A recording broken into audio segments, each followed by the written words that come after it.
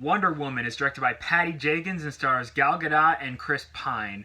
And this movie tells the origin story of Diana Prince and how she leaves her homeland with Steve Trevor and to fight against World War II and the Germans and some other things. Now, let me say this.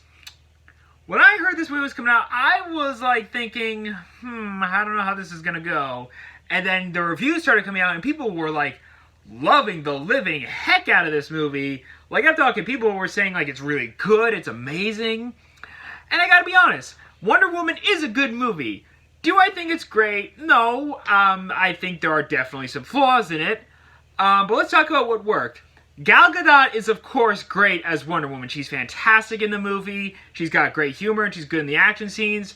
Chris Pine is good as Steve Trevor also. The movie has really good action scenes. The No Man's Land scene is great. The scene on her homeland is really well done. The soundtrack is good. It's very well made by Patty Jenkins. Sorry, I kept messing up on the name. But here's where this movie falters. The villains. There are 3 villains in this movie. And all 3 villains in this movie are god-awful.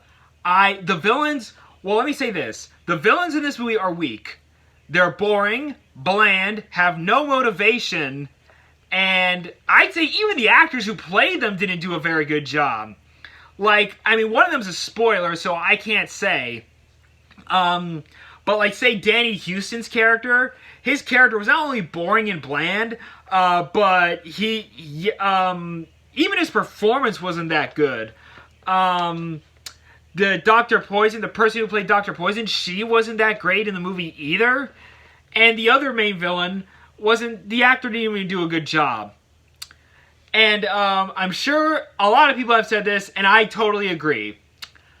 The third act of this movie is trash. The final battle of this movie is, I'd say, have no fear in saying this, horrendous.